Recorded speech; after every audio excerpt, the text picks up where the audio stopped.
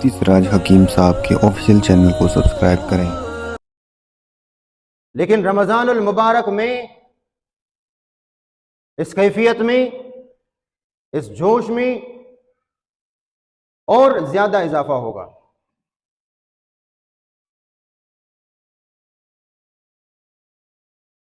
नबी अकरम सल्लल्लाहु अलैहि वसल्लम हर साल रमज़ानुल मुबारक में कुरान मजीद का दौरा सुनाते हैं हजरत जिब्रील अलैहिस्सलाम।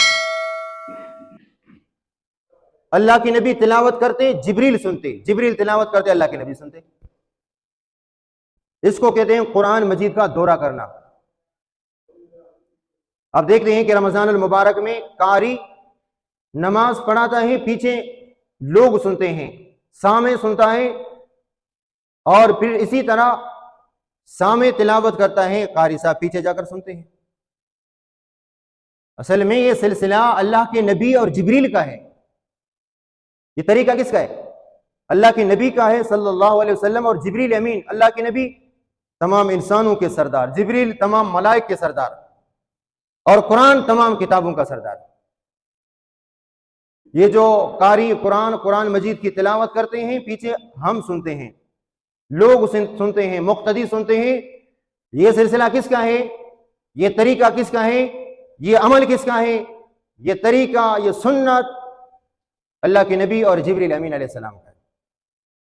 और याद रखें, आप सल्लल्लाहु अलैहि वसल्लम साल में एक मरतबा, रमजान में एक मरतबा पूरे कुरान मजीद की तिलावत करते, जिब्रील सुनते, और जिब्रील कुरान मजीद की तिलावत फरमाते तो अल्लाह के नबी उसके दौर को सुनते।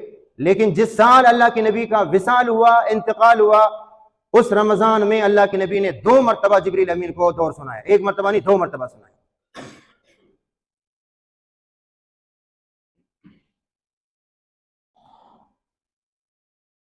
हम तो पूरे रमजान मुबारक में एक खत्मा निकालते हैं, पहली तरावी से लेकर 27वीं रात तक। तो रमजान मुबारक एक मुक़द्दस महीना है कि अल्लाह तबारक व तआला ने कुरान इस महीने में नाजिल फरमाया। देखो, रमजान मुबारक में चूंकि मेहनत भी है, मुशक्कत भी है। हदीस पाक में आता है कि अस्सियामु जुन्नतुन, रोजा डाल है। फज़ल अमल में भी आपने सुना कि रोजा जहन्नम से डाल है। देखिए, आपको अगर गर्मी लगे तो आप सर के ऊपर कोई छतरी डालेंगे ताकि गर्मी की तपिश आपके चेहरे पे न लगे, आपके जिस्म पे न लगे। गर्मी से बचाने के लिए मैं और आप कई तदबीरें करते हैं, कमरे से बाहर नहीं निकलते, एसी लगाते हैं, पंखा चलाते हैं, सोलर लगाते हैं, ताकि गर्मी से हत्तल इम्कान बचाव मुमकिन हो। अल्लाह के नबी सल्लल्लाहु अलैहि वसल्लम ने इरशाद फरमाया कि जहन्नम की तपिश से बचने के लिए अगर कोई चीज है, कोई सतर है, कोई आला है, वो है रोजा। गर्मी की तपिश से अगर कोई चीज तुम्हें बचाएगी, वो है रोजा। अस्सियाम जुन्नतुन, रोजा एक डाल है। जैसे डाल किसे कहते हैं? जब मुजाहिदीन जंग में चले जाते हैं, तीरों से बचने के लिए वो अपने जिस्म पे कुछ खूद चढ़ाते हैं, टोपी चढ़ाते हैं, या सीने में कोई इस पर लगाते हैं ताकि तीर मेरे सीने पे न लगे, सर पर न लगे। इसको डाल कहा जाता है। तीरों से बचने के लिए जो लिबास पहना जाता है, जो टोपी पहनी जाती है खूद की, तो इसीलिए फरमाया कि जहन्नम की आग से बचने के लिए आप रोजा रखें। जहन्नम की आग, अगर खुदा नखास्ता किसी गुनाह के जुर्म में, पादाश में एक मुसलमान जहन्नम का मुस्तहिक हो गया, अगर वो रोजेदार है, रोजा रखने की वजह से जहन्नम की आग उसको नहीं जलाएगी। इसलिए फरमाया कि अस्सियामु जुन्नतुन फला यरफुस वला यजहल, गाली गुलूज इख्तियार ना करे। रमजान मुबारक में बहुत सारे लोग ये कहते हैं कि यार दिमाग खराब नहीं करो, मेरा रोजा है। कहते कि नहीं कहते? यार ज्यादा दिमाग नहीं खराब करो, मेरा रोजा है। क्योंकि बहुत सारे लोग, हो सकता है गुटखा खाते हैं, नस्वार लगाते हैं, या कोई दूसरी नशावर चीजें इस्तेमाल करते हैं, वो चीजें नहीं मिलती हैं तो दिमाग अपने ठिकाने पे नहीं होता। मामूली सी बातों पर इंसान को चिढ़ होती है और बात लड़ाई झगड़े तक पहुंचती है। तो इसलिए अल्लाह के नबी ने फरमाया फला यरफुस वला यजहल, गाली गुलूज इख्तियार न करें। اگر کسی نے اس طرح کی حرکت کی قاتلہ اور شاتمہ فلیقل انی صائم مرتین، اگر آپ سے کسی نے محاذ آرائی کی، گالی گلوچ کا راستہ اختیار کیا، تو آپ اس سے اس کی زبان میں جواب نہ دیں، بلکہ آپ اس سے یہ کہیں کہ انی صائم مرتین، 2 مرتبہ آپ اس سے کہیں کہ بھی میرا روزہ ہے، بس کیا کہیں گے؟ میرا روزہ ہے۔ کیوں؟ آگے آپ حدیث سنیں گے کہ اللہ کے نبی نے فرمایا کہ بہت سارے روزے دار ہیں، ان کو سوائے بھوک اور پیاس کے کچھ بھی نہیں ملے گا۔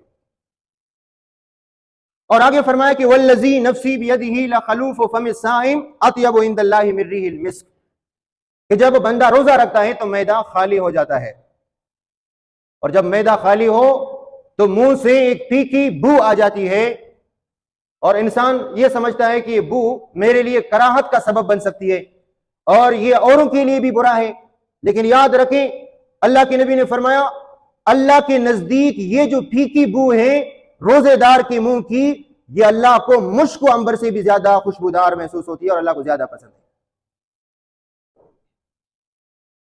موسیٰ علیہ السلام کا واقعہ آپ نے سنا ہے کہ موسیٰ علیہ السلام نے اللہ تبارک و تعالیٰ سے ملاقات کی درخواست کی، اللہ تبارک و تعالیٰ نے 40 روزہ رکھنے کا حکم دیا۔ جب 40 دن پورے ہو گئے، موسیٰ علیہ السلام نے روزہ رکھا اور اللہ تبارک و تعالیٰ نے ارشاد فرمایا آپ کے 40 دن پورے ہوں گے، 40 دن روزہ رکھیں، 40 دن پورے ہوں گے تو میں آپ کو آ کر کوئی طور پہ تورات عطا کروں گا۔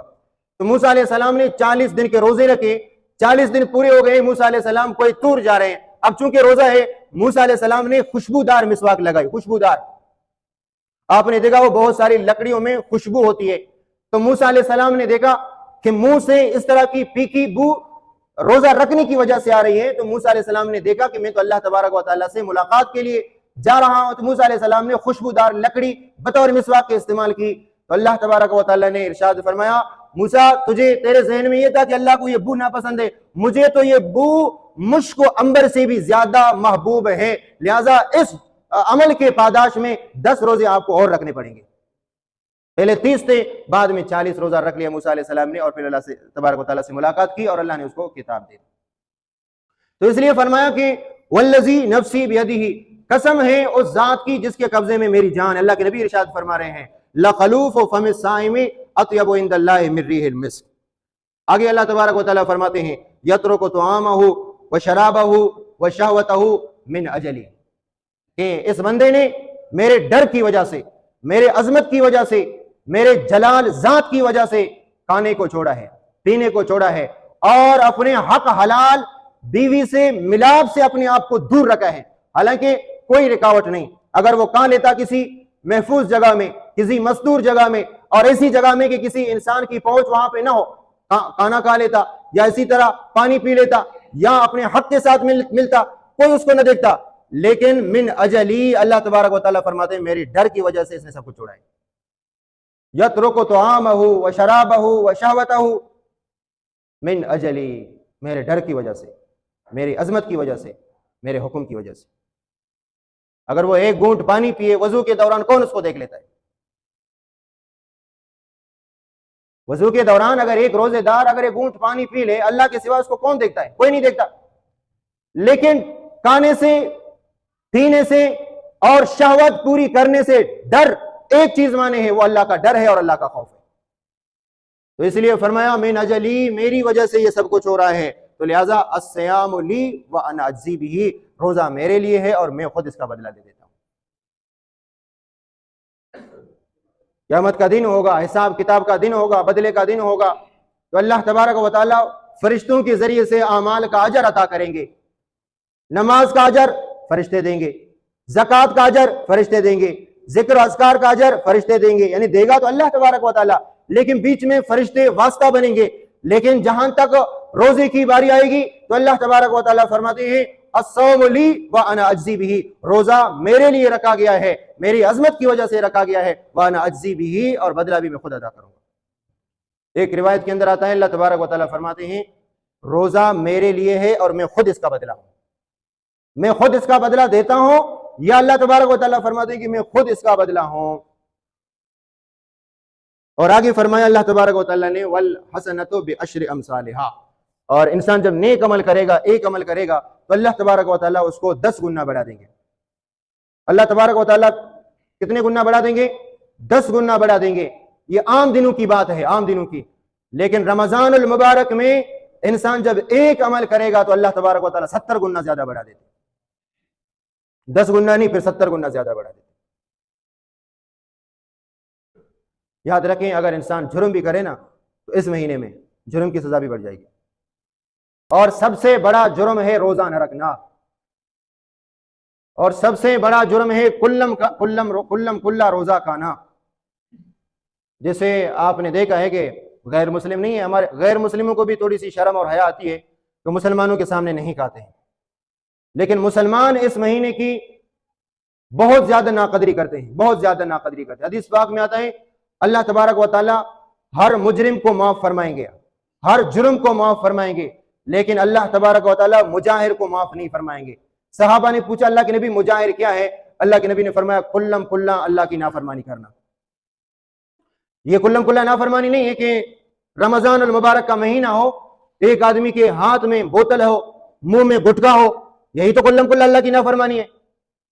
देखिए, अगर एक आदमी का उज्र है, बीमारी है, उसको भी चाहिए कि वो लोगों के सामने रमजान अल मुबारक के मौके पर, रमजान अल मुबारक के महीने में इस तरीके से वो रमजान अल मुबारक के रोजों की बेहुरमती ना करे ताकि कोई और समझने वाला ये समझे कि रमजान अल मुबारक के रोजों की बेहुरमती हो रही है। अगर आपका कोई उज्र है, बीमारी है, उसमें भी आप रमजान अल मुबारक के रोजों के तकद्दुस का ख्याल रखें।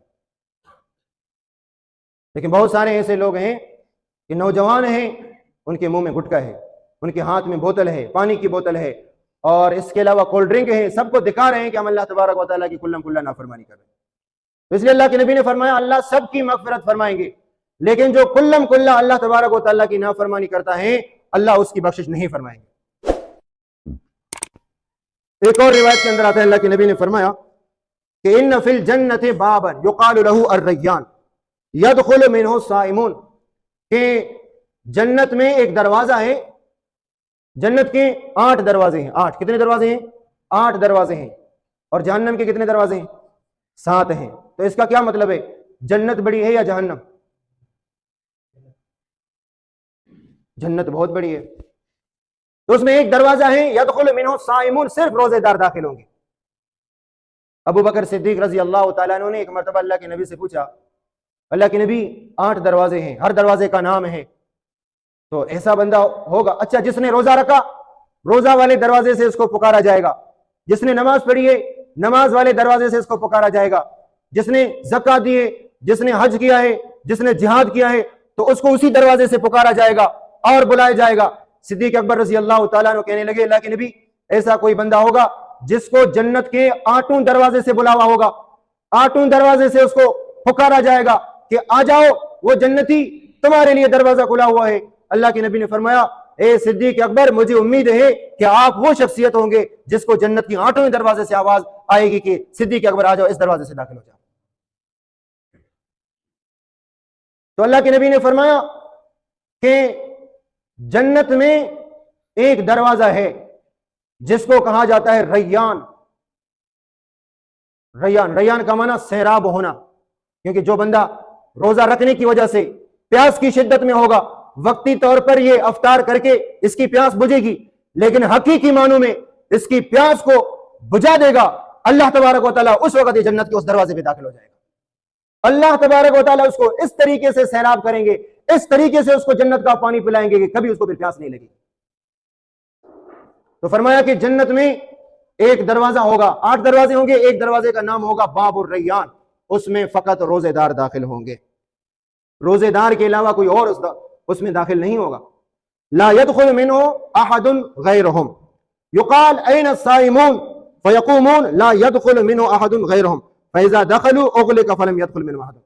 आवाज लगाई जाएगी कि रोजेदार कहां हैं, तो जिन लोगों ने रोजा रखा है वो सारे उस दरवाजे में जमा होंगे। अब आप हैरान हो गए, यार इतने लोगों ने रोजा रखा है, इतने लोगों ने रोजा रखा है, तो एक दरवाजे में हो सकता है सालों लग जाए दाखिल होने में, एक ही दरवाजा है। तो वो एक ही दरवाजा है, हमारे घर का दरवाजा नहीं, वो जन्नत का दरवाजा है।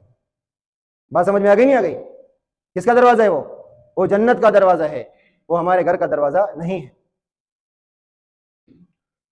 तो अल्लाह तबारक व तआला की तरफ से ऐलान होगा, कहां है रोजेदार, جتنے روزے دار ہیں وہ سارے اس دروازے پر جمع ہو جائیں. جب سارے جمع ہو جائیں گے اور اس دروازے میں داخل ہو جائیں گے پھر اللہ تبارک و تعالیٰ وہ دروازہ بند کریں گے. غیر روزہ دار اس دروازے میں داخل نہیں ہو سکتا. جس کا روزہ نہیں تھا، جس نے روزہ نہیں رکھا ہے، وہ اس دروازے میں داخل نہیں ہوگا. کتنی باتیں ہو گئی؟ 2 باتیں ہو گئی. ایک بات تو آپ کے سامنے یہ کہی کہ اللہ کے نبی نے فرمایا رمضان المبارک میں روزوں کی حالت میں اپنی زبان سنبھالو، گالی گلوج اختیار نہ کرو. اگر سامنے کسی نے آپ کو برا بلا کہا تو آپ اس کو جواب نہ دو، آپ اس کو یہ کہو کہ میرا روزہ ہے. اور اللہ کے نبی نے فرمایا روزہ رکھنے کی وجہ سے منہ میں ایک پھیکی بو آئے گی، اس سے خوف نہ کریں، ڈرنے کی کوئی ضرورت نہیں ہے، احساس کمتری کا شکار نہ ہو. یہ اللہ تبارک و تعالیٰ کو مشک و عنبر سے زیادہ عزیز ہے. اور دوسری بات یہ کہی کہ جنت میں ایک دروازہ اللہ نے خاص کر رکھا ہے روزے داروں کے لیے، اس میں فقط روزے دار داخل ہوں گے. اگر کسی نے روزہ نہیں رکھا، جنتی ہے، مسلمان ہے، جنتی ہے، دوسرے دروازوں سے داخل ہوگا، لیکن اس دروازے سے وہ داخل نہیں ہو سکتا جس دروازے میں اللہ تبارک و تعالیٰ بطور اعزاز کے روزے داروں کو داخل کریں گے. اور روزہ رکھنا ابھی مشکل بھی نہیں ہے، ابھی روزہ سردیوں میں آ رہے ہیں، مشکل ہے. چھوٹے چھوٹے معصوم بچے ہیں وہ ضد کرتے ہیں کہ ہم روزہ رکھتے ہیں.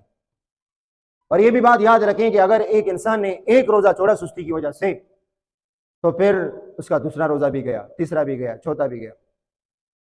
ایسے بھی لوگ ہم نے دیکھیں کہ جن کو شریعت نے اجازت دی کہ وہ روزہ نہ رکھیں، کسی بیماری کی وجہ سے، کسی عذر کی وجہ سے شریعت نے اجازت دی ہے. مثلا حاملہ عورت ہے، اگر اس کو ڈر ہو کہ میرا بچہ ضائع ہو جائے، یا اسی طرح میرے جسم میں اتنی طاقت نہیں ہے، طاقت نہیں ہے کہ میری خود جان چلی جانے کا، ضائع ہونے کا خطرہ، تو شریعت نے اس کو اجازت دی ہے. لیکن بہت ساری خدا ترس انسانوں کو ہم نے دیکھا جو خدا کا خوف رکھنے والی عورتیں ہیں، حالت حمل میں بھی وہ روزہ رکھتی ہیں، حالانکہ شریعت نے ان کو روزہ نہ رکھنے کی اجازت دی ہے. اسی طرح ایک عورت اگر اپنے بچے کو دودھ پلا رہی ہے، اس کو ڈر ہو کہ اگر میں نے روزہ رکھا تو بچے کی پرورش نہیں ہوگی، بچے کو دودھ نہیں ملے گا، تو شریعت نے اس کو اجازت دی ہے کہ وہ روزہ نہ رکھے، پھر اس کی قضا کرے. لیکن اس کے باوجود ہم نے ایسی عورتوں کو دیکھا ہے کہ وہ روزہ رکھتی ہیں.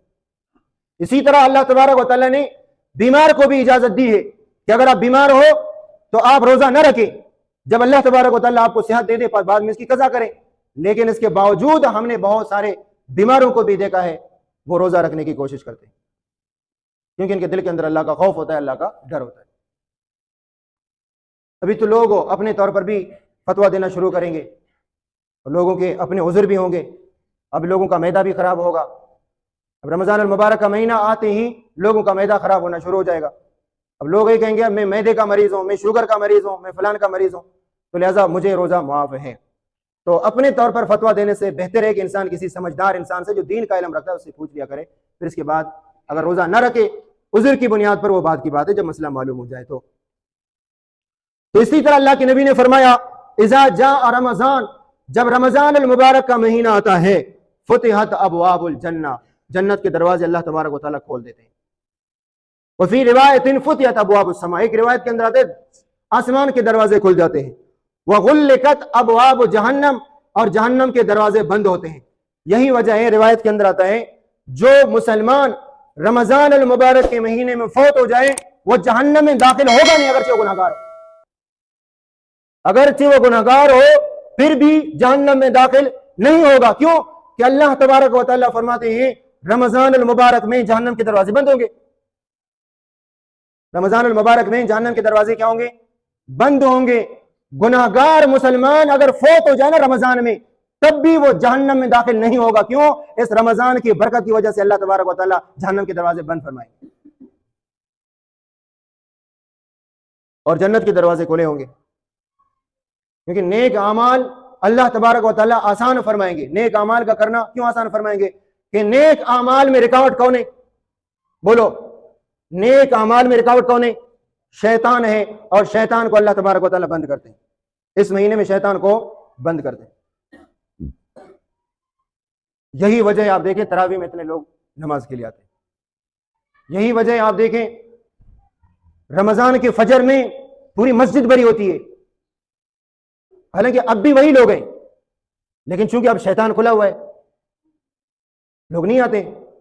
وہ شیطان تو تبکی دیتا ہے، حدیث پاک میں آتا ہے شیطان انسان کو اس طریقے سے تبکی دے کر سلاتا ہے جیسے ماں اپنے بچے کو تبکی دے کر سلاتی ہے۔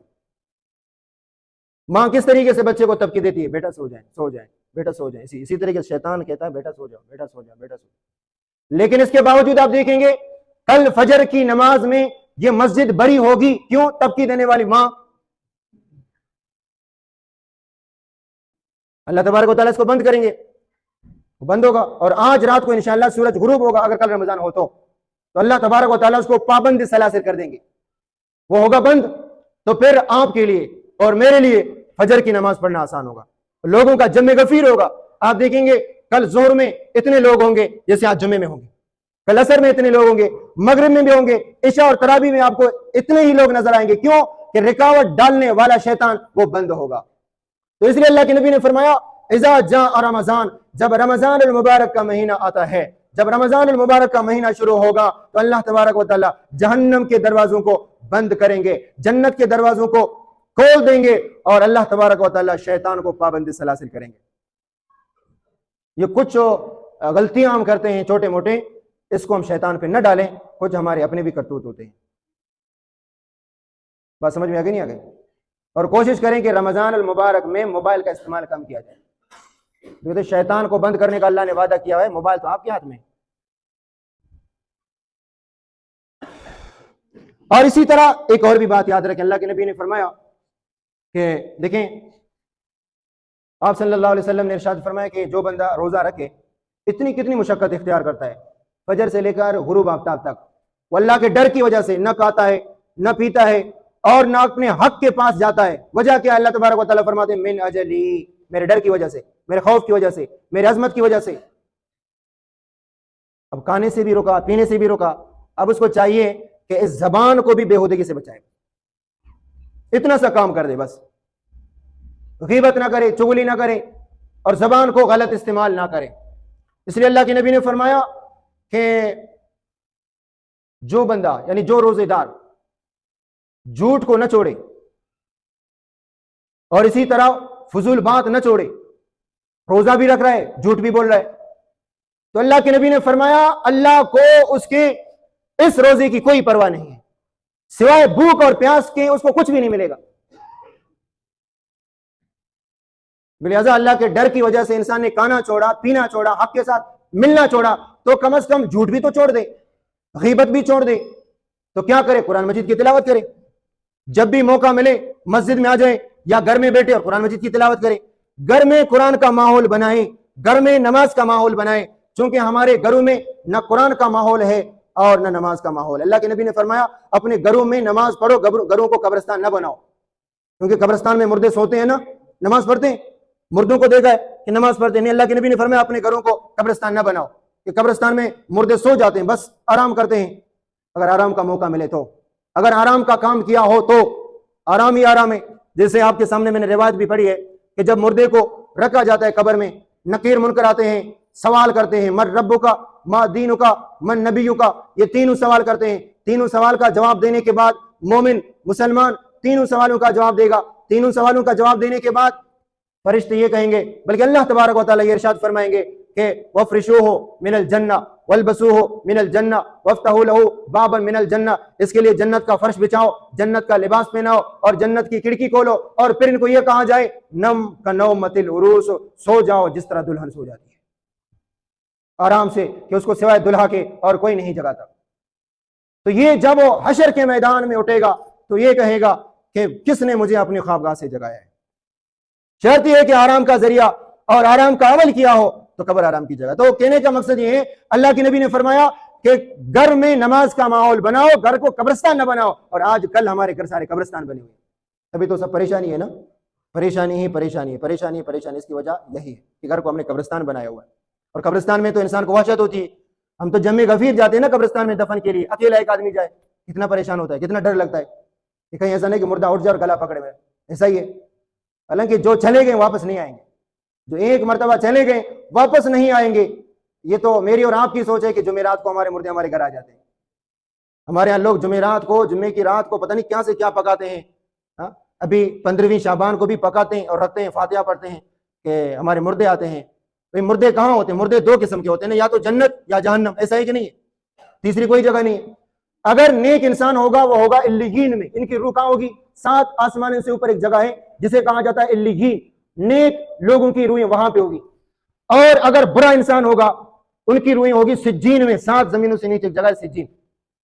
اب آپ بتاؤ، جنت کو چھوڑ کر ایک انسان واپس ککے میں آتا ہے؟